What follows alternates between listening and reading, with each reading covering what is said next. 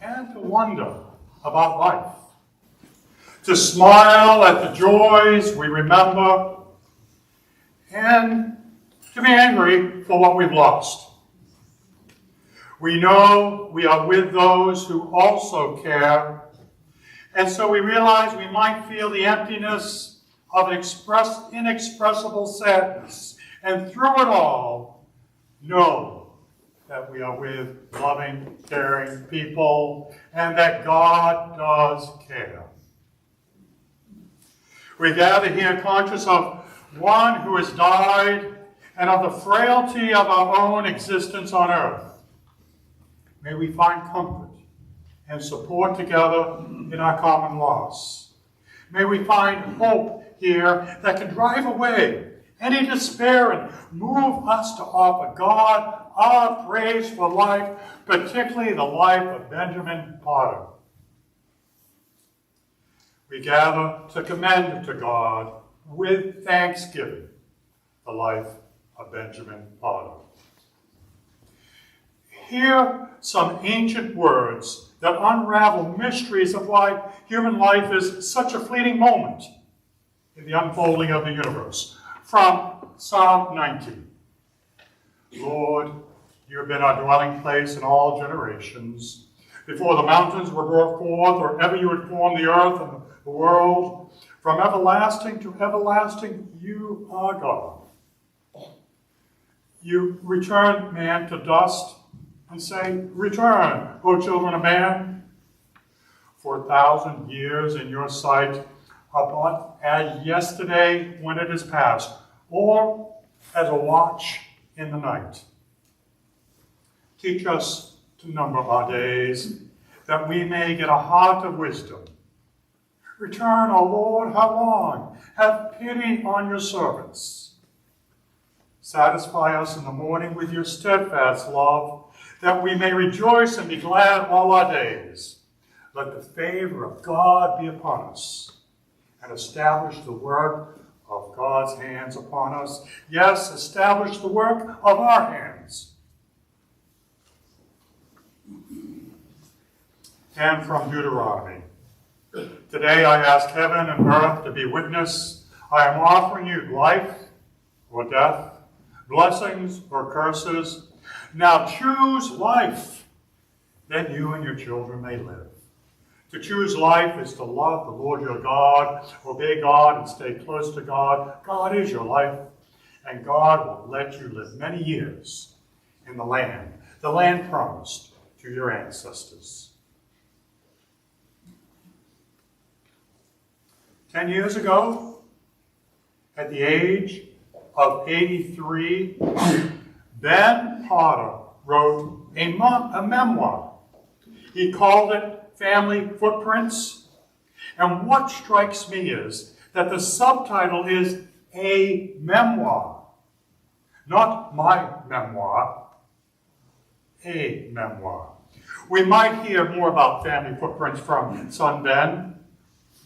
I was also struck that in the very middle of the book, Ben tells about a mentor, a chief surgeon from his resident years at the Free Hospital for Women in Brooklyn, Dr. Smith, who Ben writes was made of whole cloth. Ben had every opportunity to know the whole cloth of his mentor, because he was later asked to proof Dr. Smith's memoir. Was this perhaps an inspiration to Ben to write Family Footprints? Whole cloth is vital to the life that Ben chose for himself. Whole cloth. There is no place for fraying in an OBGYN practice with all that handling childbirth entails. Whole cloth. There is no risking weakened sails that could be ripped asunder by an offshore gust. Whole cloth. There is no purpose spreading intolerance and attitudes towards others that could only add to the tearing of the social fabric of life. Whole cloth is what Ben knew and lived. There is a biblical story about whole cloth that might speak to how Ben clothed his earthly life so amazingly as he did. So there were two prophets, Elijah and Elisha. They were especially known for performing miracles of healing and bringing hope to the people.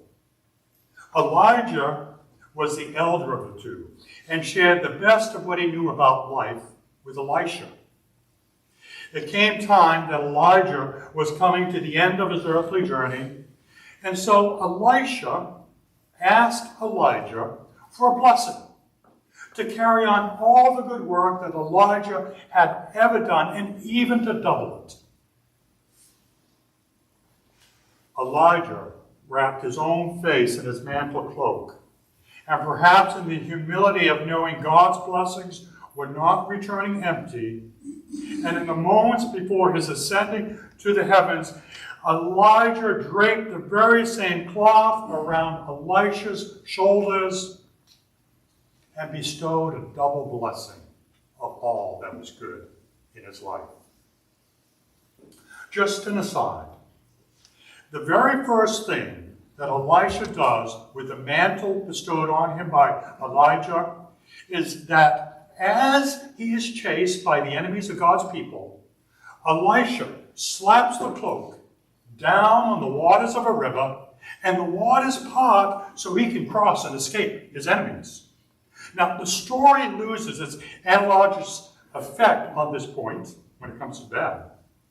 We know that any such dilemma in Ben's life would have him making a sail from that mantle cloak, sort of cruise on out of danger. It's interesting how some situations in life can shred all hope and dignity for one person, and only serve to fortify the resolve and confidence of someone else. Ben Potter was that someone else, that someone special, who could see all that life could throw at a person and make the very best of it.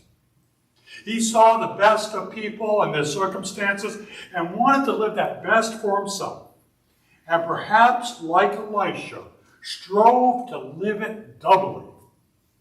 He saw the whole cloth for what it was and made the best of it. Benjamin Potter's life was people. Look around. Was people. Is people. You know how well he brought people into this life as an OBGYN, and how fully he could make friends and bring others into a life of positive joy and hope. The prophet Micah said, "He has told you, O mortal, what is good. And what does the Lord require of you but to do justice, to love kindness, and to walk humbly with your God?" It was this type of practical being with and doing with others without pretense or conceit that exemplified Ben sailing through life. The work of a missionary doctor to Labrador, Wilfred Grenfell, probably impacted Ben from when he first sailed to that area when he was 20 years old as a crew for the Blue Dolphin, a 100-foot blue-nose schooner. There is a story that Wilfred Grenfell told that might just speak for how Ben resolved to live his life. Here's a story from Grenfell. "I've just come in from the orchard. Above me, just over my head, hung a glorious apple. How was I to obtain it? Wait until it dropped into my mouth? Argue about the merits of it and the reasonableness of my desire for it? Worry over what anybody would say if I did take it?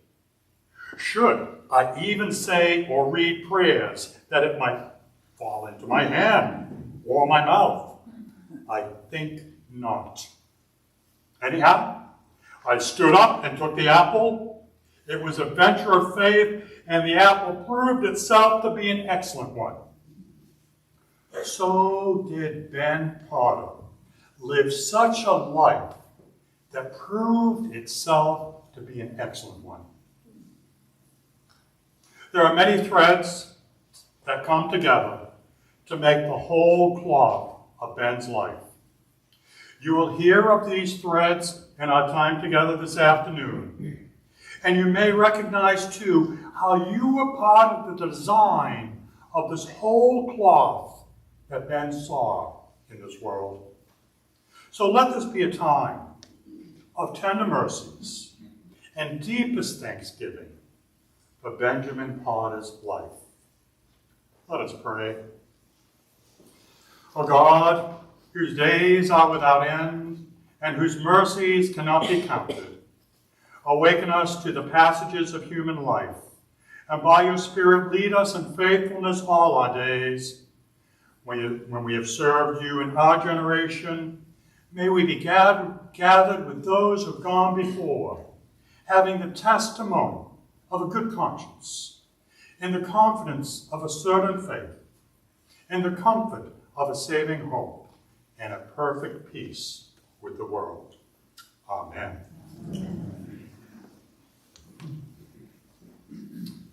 Two poems shared with us, or a poem shared with us by Hannah and Sam.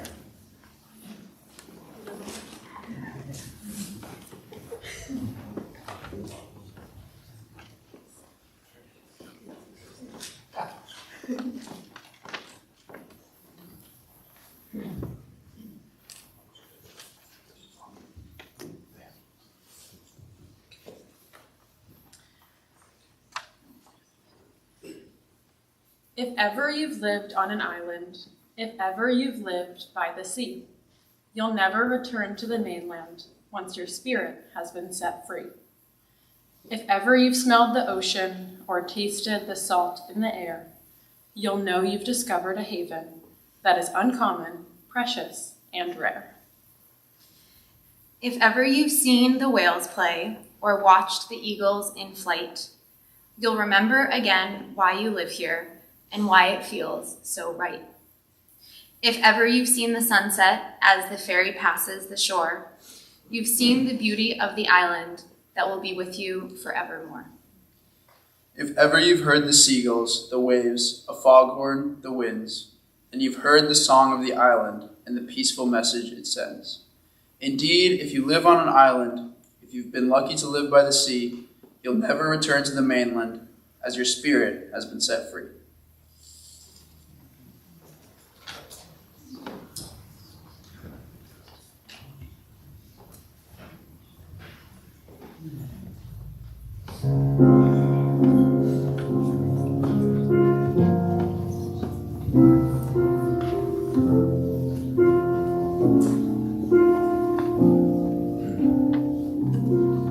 I see trees of green, red roses too. I've watched them bloom for me and for you. And I said to myself, what a wonderful world.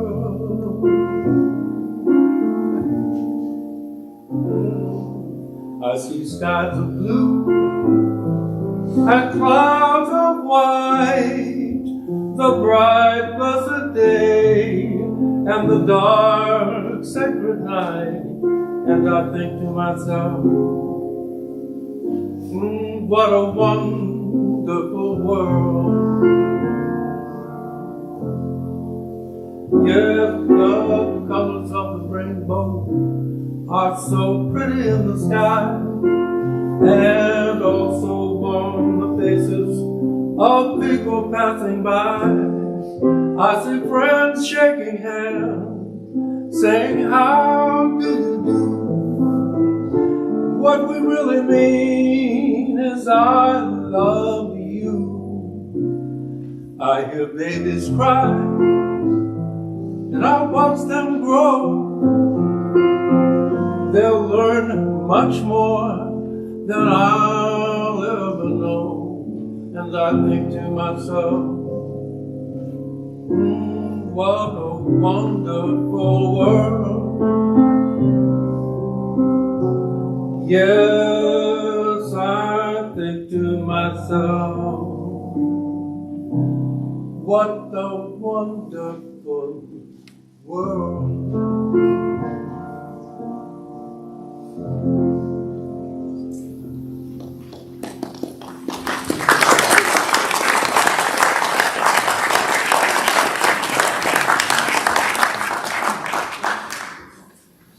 And Robin will share a poem, Sea Fever.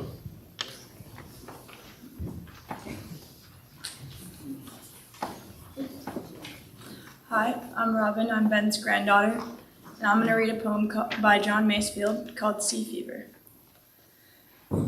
I must go down to the seas again, to the lonely sea in the sky, and all I ask is a tall ship and a star to steer her by, and the wheels kick, and the wind's song, and the white sails shaking, and a gray mist on the sea's face, and a gray dawn breaking. I must go down to the seas again, for the call of the running tide is a wild call and a clear call that may not be denied. And all I ask is a windy day with the white clouds flying, and the flung spray, and the blown spume, and the seagulls crying. I must go down to the seas again, to the vagrant gypsy life, to the gull's way and the whale's way, where the wind's like a whetted knife. And all I ask is a merry yarn from a laughing fellow rover, and a quiet sleep and a sweet dream when the long trick's over.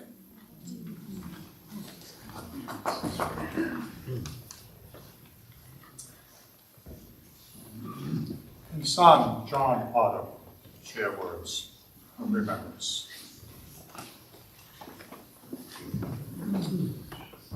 This is great.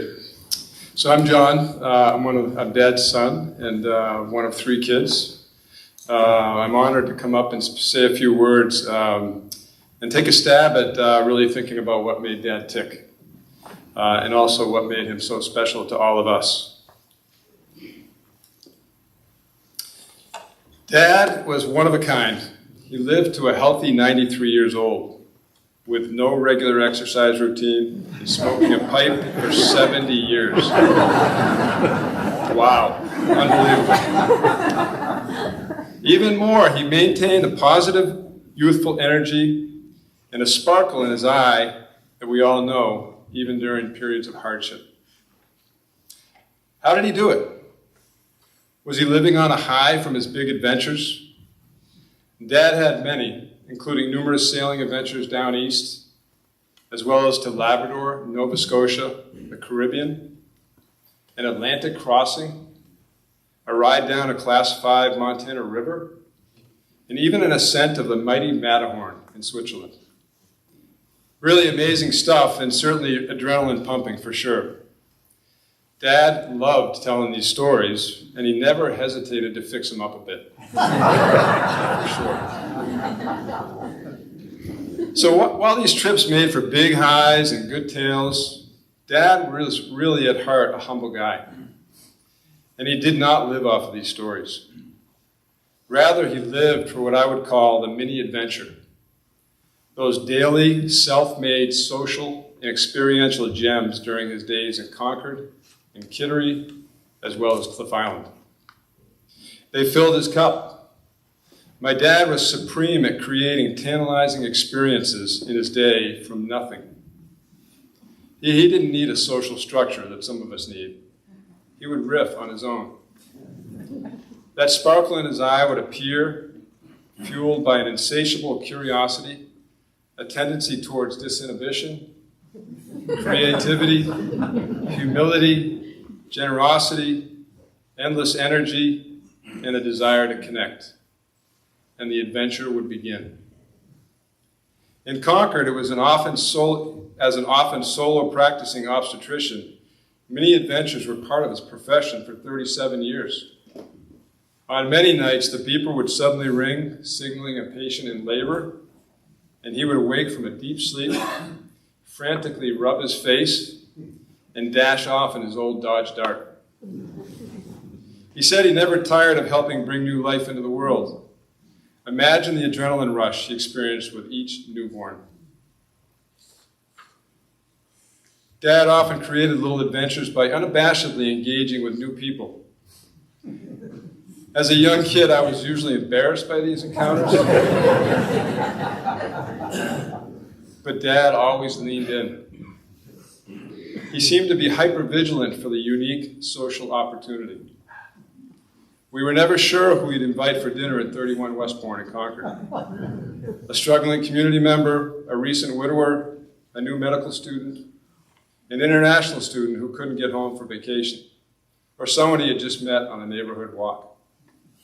These were the mini adventures that made Dad smile.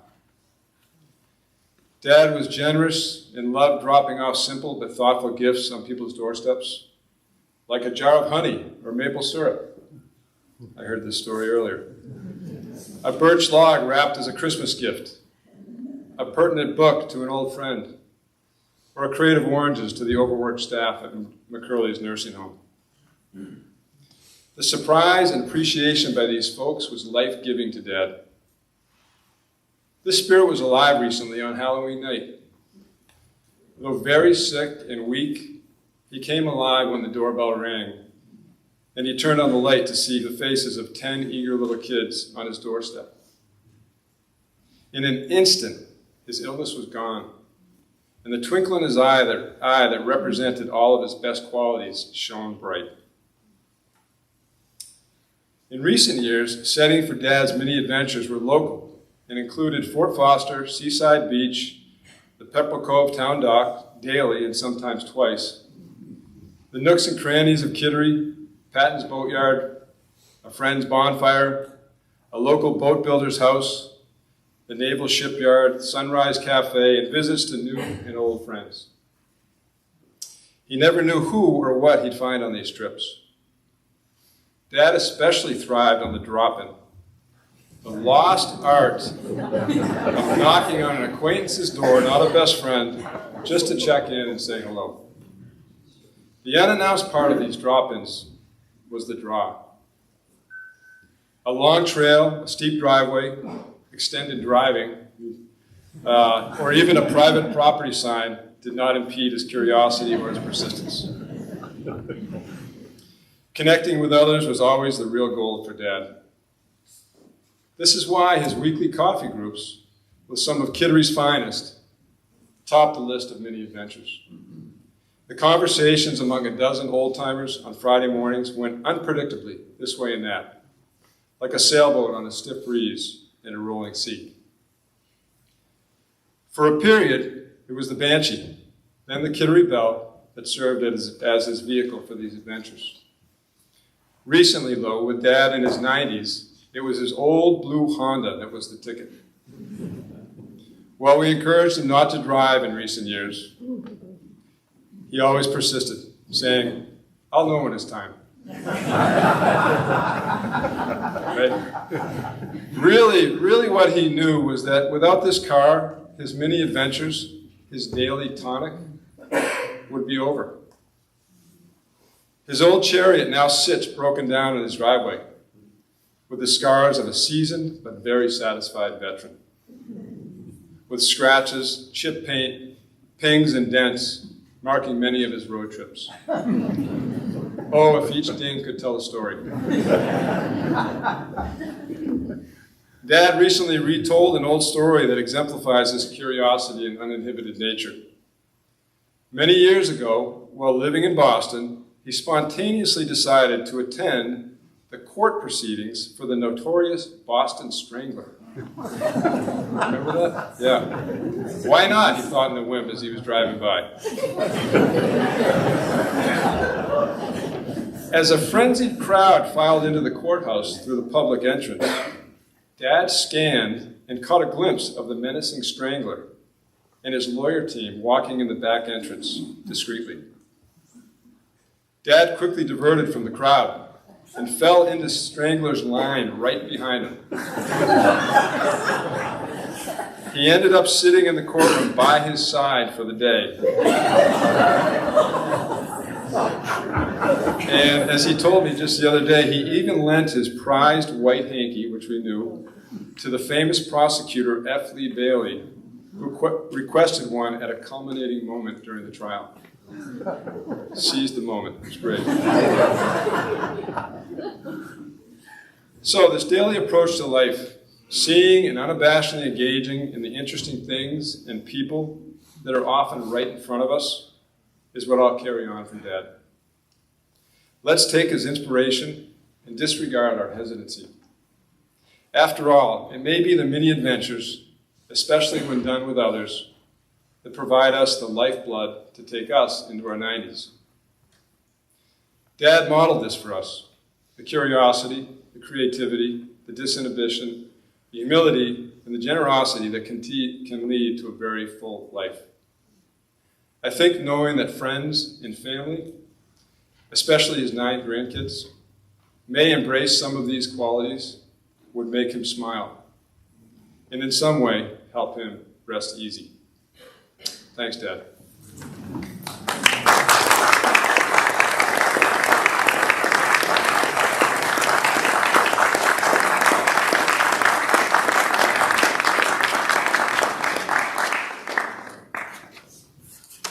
Megan and Henry. Poems to share.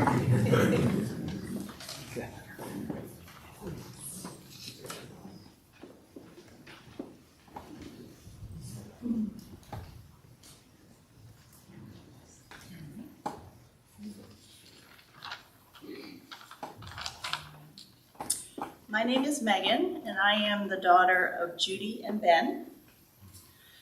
I'm going to be reading The Ship of Life. Along the shore, I spy a ship as she sets out to sea. She spreads her sails and sniffs the breeze and slips away from me. I watch her fading image shrink as she moves on, until at last she's but a speck. Then someone says, "She's gone." Gone where? Gone only from our sight and from our farewell cries. That ship will somewhere reappear to other eager eyes. Beyond the dim horizon's rim resound the welcome drums, and while we're crying, "There she goes," they're shouting, "Here she comes." We're built to cruise for but a while upon this trackless sea, until one day we sail away into infinity.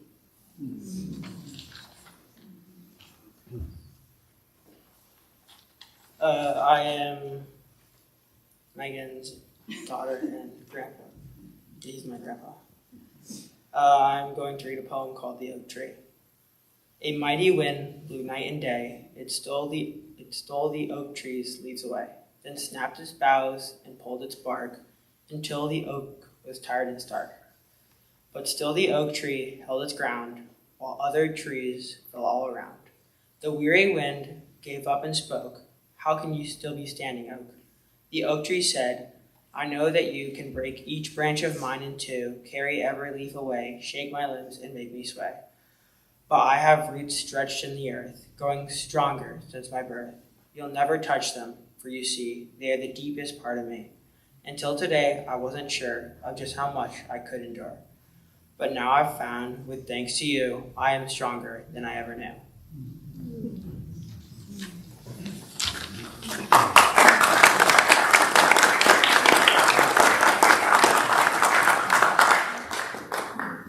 Son Ben.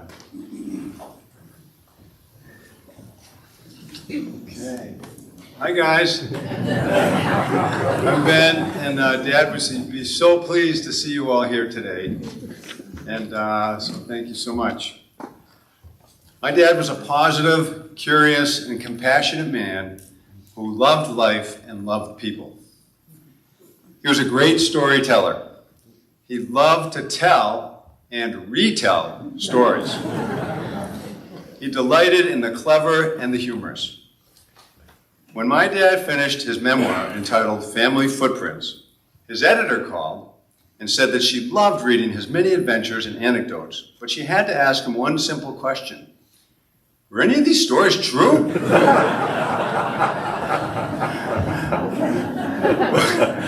Well, one of the adages he lived by is, I've never heard a story that couldn't use a little fixing up. Here are a couple of stories to start. One time, Dad received a call from our neighbor, Louis Klarner, who was deep into cocktail hour and could be a little cranky. Ben, your bees are in my tree. Come over and get them out of here, right now. Dad, who raised bees in our backyard and went on to be a lifelong beekeeper and to teach others about beekeeping, walked over and met Louis, looked up into his maple tree at an enormous hive buzzing, watched for a long time, and then looked at Louis and responded, "Sorry, Louis, those aren't my bees."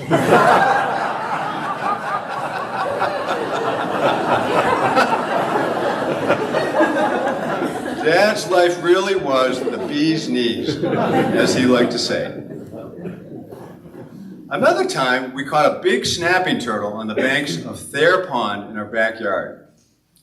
Dad came down to see and flipped the prehistoric-looking creature over and proceeded to write Potter in big, bold letters with a permanent marker on its beautiful underside. Dad claimed the turtle as a new member of the family. We flipped him or her over, and Snappy skedaddled back into the pond. I'll bet there are lots of offspring still there representing our family in Concord. Dad was a lifelong learner, curious and beyond friendly. These traits helped him on his quest to have memorable experiences and provided fodder for many a story. For example, Dad had always wanted to tour the Portsmouth Naval Base. However, there was only one tour offered to a small group of people each year. After several unsuccessful tries, Dad was determined to get on the tour, but there was yet another barrier, an online sign-up.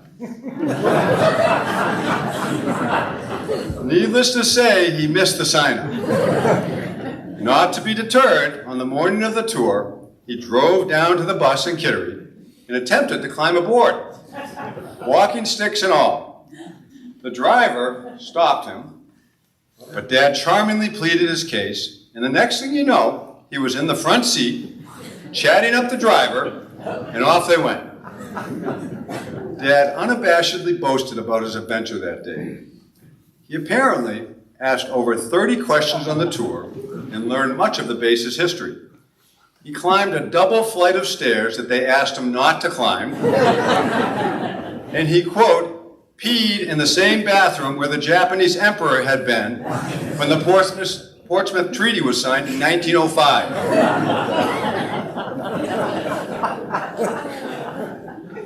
Dad's work as an OBGYN seemed to follow us wherever we went.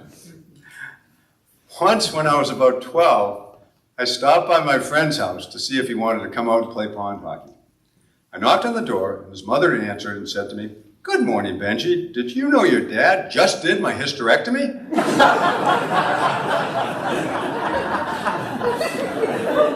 Or on initiation night at our frat at Dartmouth, one of the pledges, who I was getting to know in between chugs of beer, said, "Ben, your dad delivered me." And at the Black Ice Pond Hockey Tournament in Concord, when he came to watch John and me play, we were walking into White's Park together, among hundreds of fans, players, and old friends, many who are here, when the PA system came on, and an old friend, Smitty, announced, "Ladies and gentlemen, let's welcome Doc P., who is here as the official Black Ice tourney gynecologist." Dad, in his mayor-like status, waved to the crowd, pointing that big smile.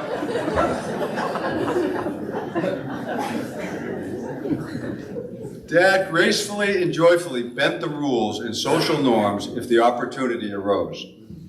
For example, he would bring my mother, Joanna, or Joey, who many of you knew, and who had aggressive MS, back to McCurley's nursing home after he had spent a long day in the OR, having brought Mom home in the handicap van for drinks and a home-cooked meal. He repeated this ritual over 1,200 times, up until her death in 1994. Prior to this time, for many years, He had arranged home care and provided most of her care by himself while working full-time. Dedication, true love. They would arrive back in McCurley's long after visiting hours, much to the chagrin of the charge nurse. His trick was he had befriended the custodian and was giving the combination to the master lock. So we would casually roll in the side door, and the staff, who were part of the ruse, would help sneak her in. Mom loved the adventure and bucking the system, just like Dad. Dad tried everything to help her cure her MS. Heather, my sister, accompanied them to Sweden even to try an alternative therapy, and Heather cared for Mom lovingly. Of course, by being in the right spot, as Dad so often was, they met the king and queen of Sweden.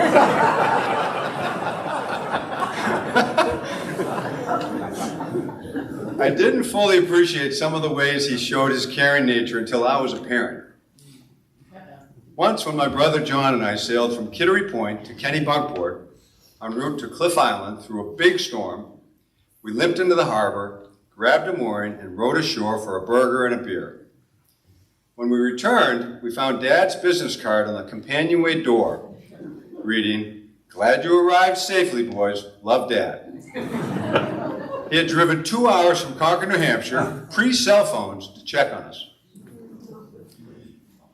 When I had a serious fall from a roof as a 15-year-old while working at St. Paul's School, Dad was contacted and was there to comfort me before the ambulance even arrived. He visited me in the hospital every day for 8 weeks, encouraging me while making rounds. I believe he's a big reason I recovered so well. Dad taught Dartmouth med students for 29 years and was famous for driving them over to his beloved sailboat Banshee in Pepperell Cove here in Kittery Point from Concord for a sail. He gave them their final oral exam while on a broad reach, eating a nice lunch and having sailing lessons. Probably with a black label, too.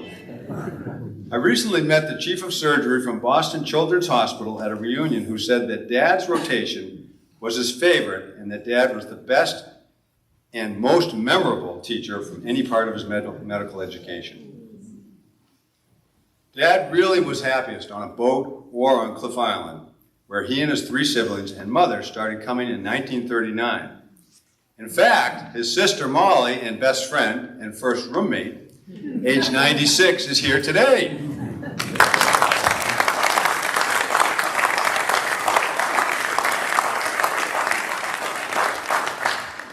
His status is legendary on Cliff there, and he and his siblings and mother paved the way for all of us, 4 generations so far, which are centered around the island.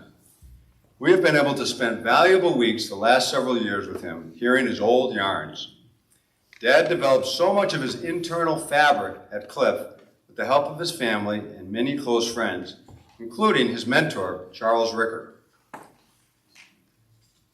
In one escapade, he and his younger brother Paul, curious to see how the deep water fishermen were faring, rowed 3.5 miles out to Halfway Rock and back in a small punt at the ages of 12 and 10.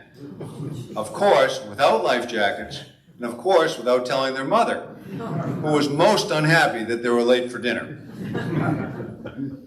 On another adventure, Dad and Paul drove up to Boothbay in their mother's car to see the sailing vessel Blue Dolphin before she was scheduled to leave the harbor for northern Labrador.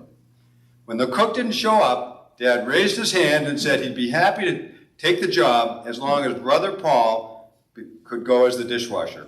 And off they went. They radioed their mother from the boat and told her they'd see her in a few months. And that her car was waiting for her on the dock, safe and sound. A side note is that Dad had never cooked before. Apparently, they played football with his first 12 loaves of bread. In another nautical moment, when Dad wanted to crew on the schooner Alice Wentworth, he called the captain in Castine, Maine. The captain said, "Sorry, Ben, I'm heading to Boston, so I won't be able to interview you." Dad had one question. "What kind of car do you drive?" Dad spotted his car and intercepted the captain driving on Route 1, flashed his lights at him, and he stopped. 10 minutes later into the conversation, the captain said, "Welcome aboard."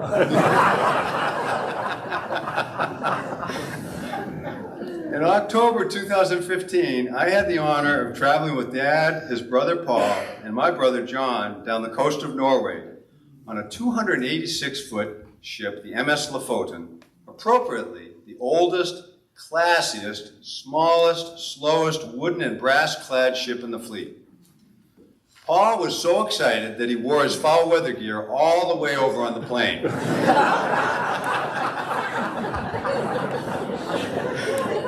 Of course, Dad became fast friends with the captain, whose name really was Amundsen, and who really was a descendant of the famous explorer Roald Amundsen. Dad and Paul were offered the rare opportunity of an open-door policy to the bridge the entire trip. Doesn't cost much more to go first class. How about them apples?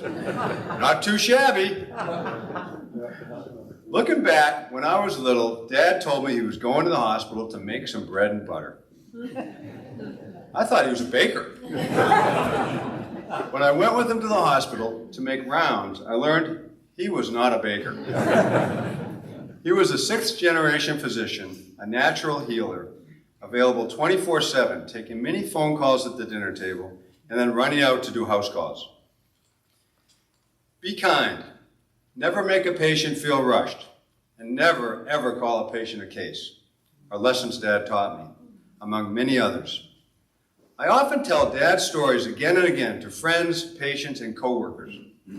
One nurse this week said, "I feel like I knew your dad, man." We even have a few secret dad expressions we use in the office, including his exuberant "woo" to express delight, and "that's the ticket." Dad wrote the caretaker of this church a yearly letter requesting a burial plot here. Each year, the answer was no. I'm sure he pulled out all the stops and used many of his personality traits over the years to try and gain access. Ironically, this year he received word that he had a waterfront plot, and it was right next to his friend and neighbor, Burl Hoyt. He was tickled pink and brought many of us over for a tour.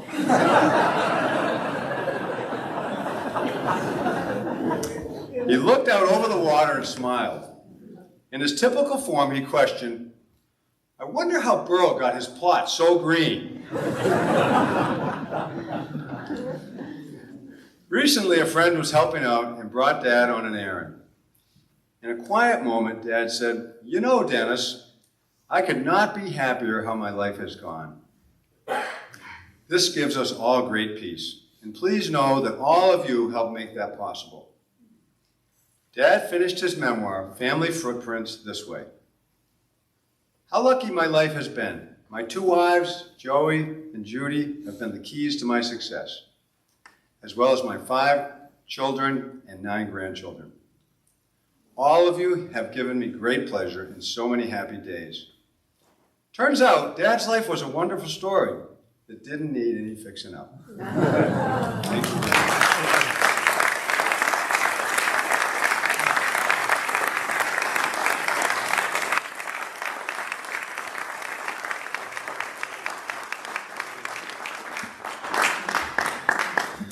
And we'll do the Banshee song. Any instructions? Sing along. Sing along. It's on the back.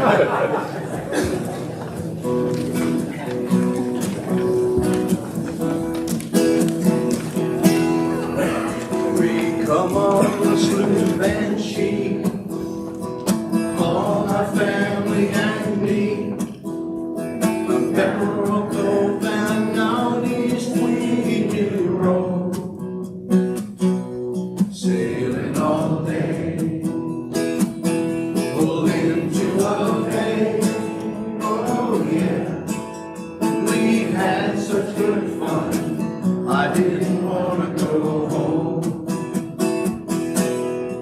So hoist up the Banshee sails, see how the mainsail sets, trim the jib and let the centerboard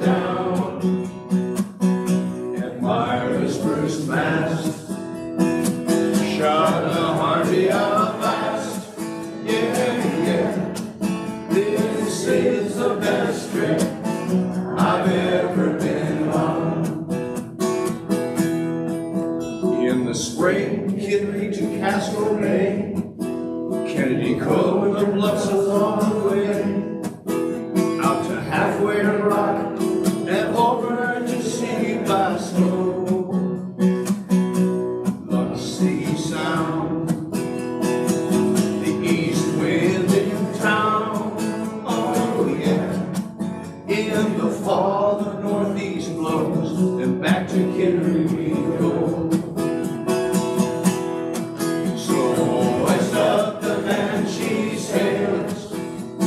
See how the mainsail sets, trim the jib and let the centerboard down. Admire the spruce mast, shout a hearty on the mast. Yeah, yeah, well this is the best trip I've ever been on. Designed by Mr. Olin Stevens, on her keel she was always even. A beautiful sheer you can steer with your pinky and go. Lots of room down below, food and cocktails we stow. Captain Potter loved her for 34 years.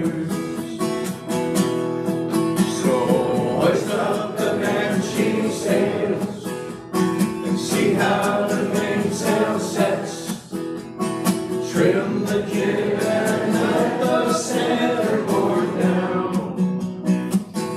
Admire the spruce mast, shout a hearty blast. Yeah, yeah, this is the best trip I've ever been on. And Ben was a yachtsman true, he loved it when the wind blew. But came a day when he had to bid Ben sheet farewell. But there's more to tell, he got the Kittery Bell. He bought a lobster license and kept riding the swell.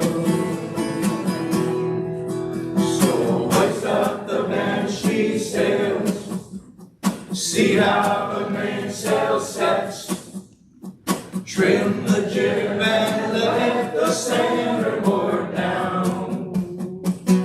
Admire the spruce mast, shout a hearty blast. Yeah, yeah, this is the best trip I've ever been on.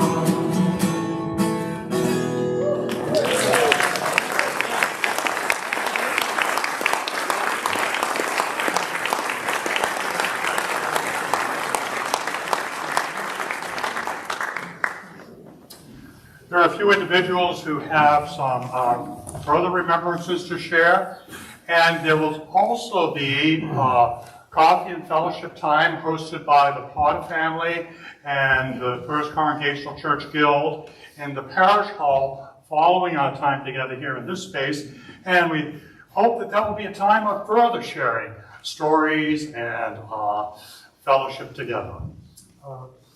There are a couple folks to... Thank you. Please come to the microphone.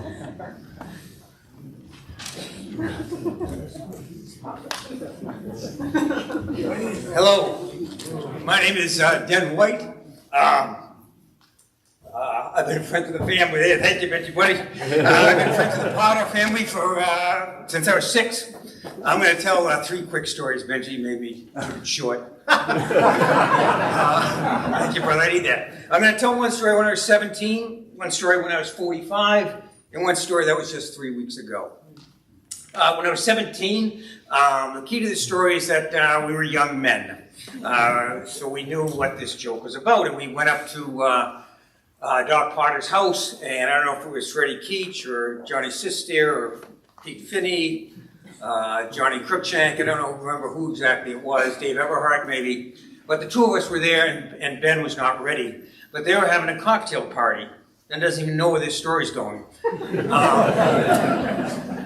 And they had quite a few drinks, and Joey and his dad were into telling stories, and we kind of stepped out of view. And Doc Potter proceeded to tell a joke. And it was very inappropriate. But at 17, I got the joke and realized if I told that in a hockey locker room, people would be horrified. But Doc, and I said to Freddie or whoever I was with, as we walked out, I said, my God, how did he get away? Because the women roared with laughter. And he didn't use any inappropriate language. He was always very gentle in his speech. And that's how he got away with telling an off-color joke. And that was one of my first memories as a young man. At 45, we went to a hockey game. Some hockey game up in Portland. And I think Sammy Potter was just 6 years old, because I just remember Doc, this story you'll understand, things happen that you really don't want a 6-year-old boy. And we were walking around the arena, and I don't know if there was a fight or something. And Doc, and the reason I tell this is in... well, I'll just say what he said. Something happened on the ice, and the crowd started screaming. And Doc just turned and looked at me, and he said, boy, hockey has never attracted the cream of the crop.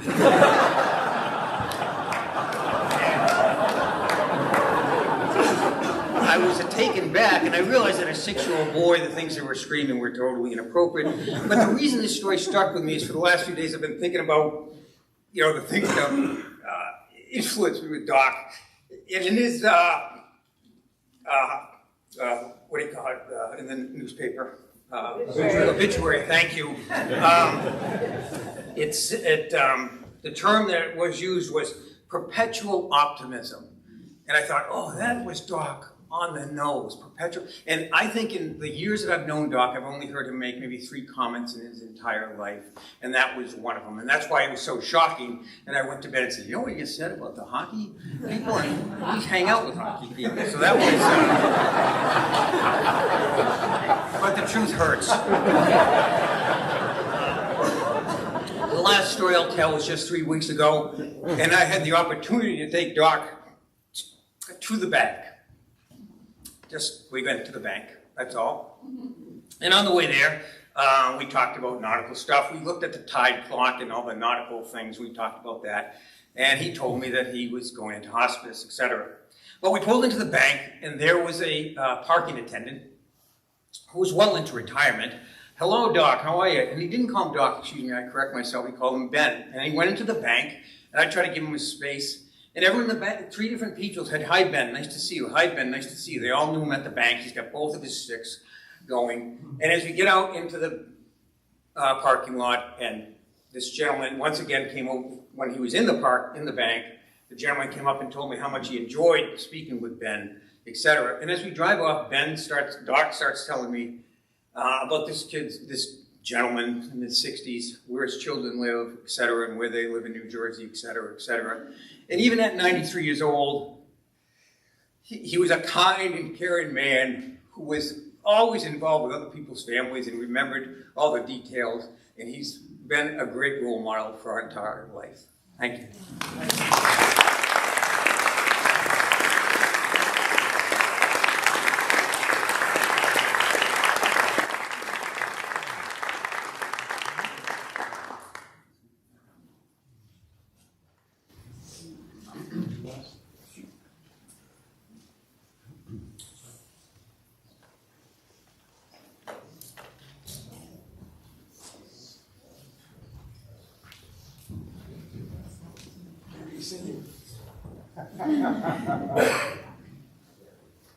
So I'm Cindy Pendleton. The Potters were a part of the fabric of our lives. Like I can't remember them ever not being there. So Ben and Joy, every day, Sunday after church, we'd go to their house, and because we went to different churches, and I just remember those trips. I remember our parents having a great time. I know that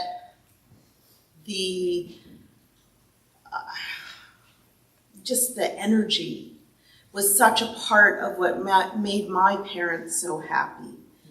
And I remember the parties that they would have, and I don't know, does anybody remember a boom blaster? That was a big part of the parties. So they put on marching songs and go marching around, and a boom blaster had a cymbal and a tambourine and a bunch of other noisy things. So we, the kids, would always be a part of that because it would wake us up if we were asleep. They were so much a part of our lives. The weekends on the Cape, that we'd go down the Pendletons, Potters, Aikens, and Gallaghers.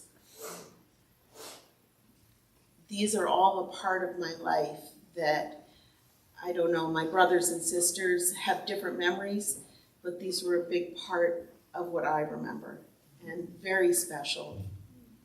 And losing Ben Potter is like losing a parent. So.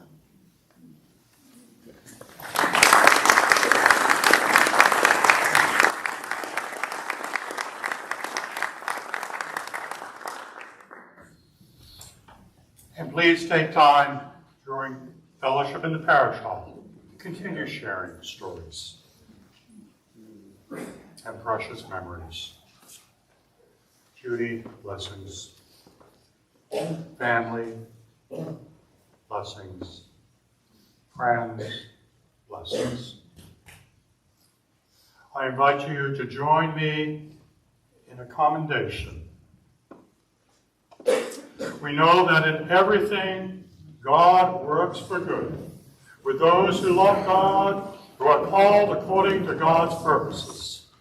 We are sure that neither death, nor life, nor angels, nor principalities, nor things present, nor things to come, nor powers, nor height, nor depth, nor anything else in all creation will be able to separate us from the love of God. Let us pray. Eternal God, before whose face the generations rise and pass away, we praise you for all your servants departed this life in your faith and love, especially for Benjamin Potter, for the gracious memories Ben made with those he knew, for everything in his life that reflected your goodness and love. God, having done on earth all that love can do, acknowledge, we humbly pray, a sheep of your own fold, a lamb of your own flock, and a son of your own redeeming. Into your hands, O merciful Savior, we commend your servant, Benjamin Potter. Our Father, who art in heaven, hallowed be thy name. Thy kingdom come, thy will be done, on earth as it is in heaven. Give us this day our daily bread, and forgive us our debts as we forgive our debtors. Lead us not into temptation, but deliver us from evil. For thine is the kingdom, and the power, and the glory forever. Amen.